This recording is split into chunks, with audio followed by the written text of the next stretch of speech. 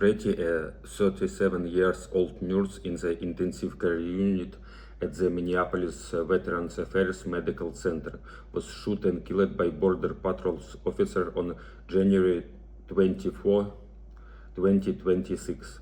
The incident occurred during a federal immigration operation that was part of a broader crackdown by the Trump administration in Minnesota.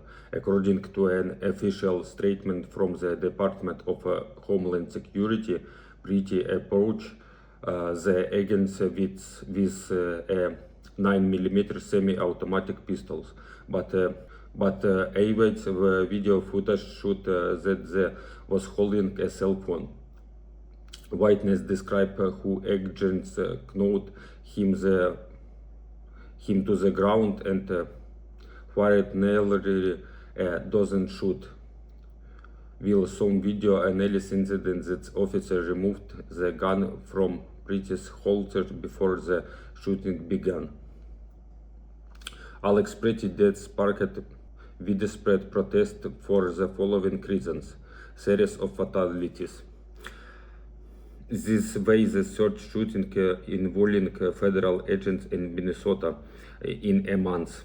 In particular, on January 7, an ICE officer killed another protest Randy Good, which had already created a tense atmosphere in associated conflict rhetoric from authorities.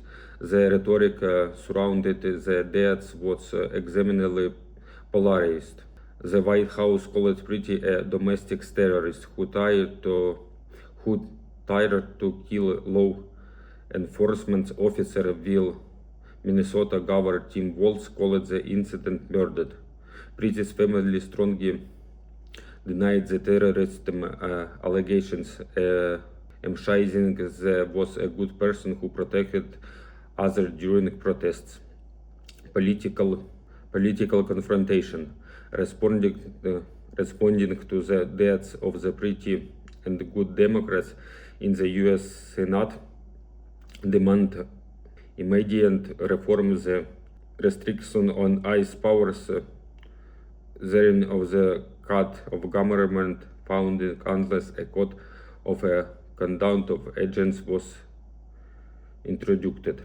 Video of the January 13 confrontation. 11 days before his death, Pretty was caught on video during another confrontation with federal agents where he damaged the tailing of their car.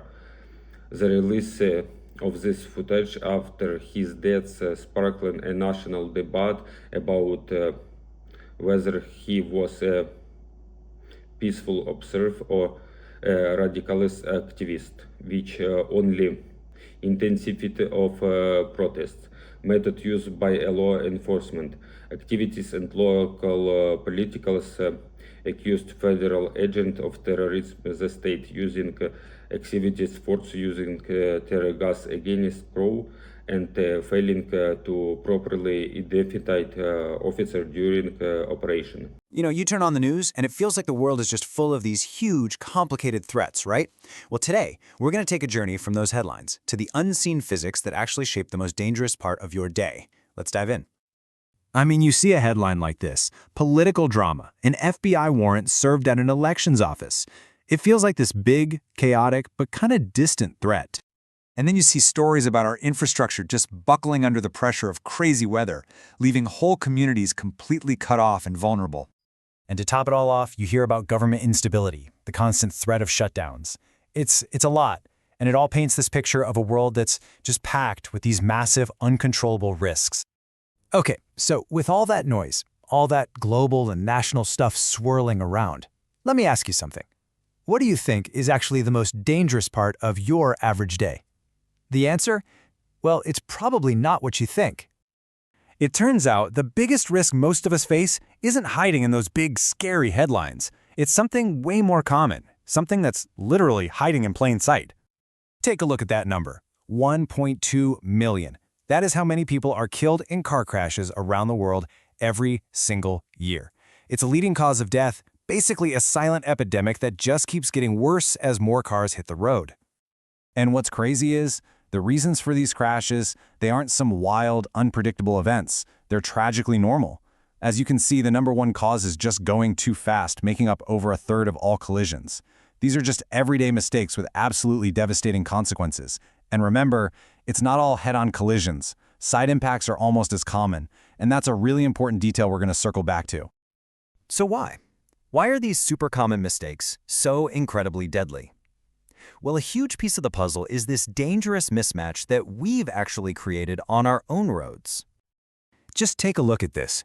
In a lot of places, something like 17 of the top 20 best-selling vehicles are SUVs. That's insane. It means about 85% of new cars sold are in that SUV category.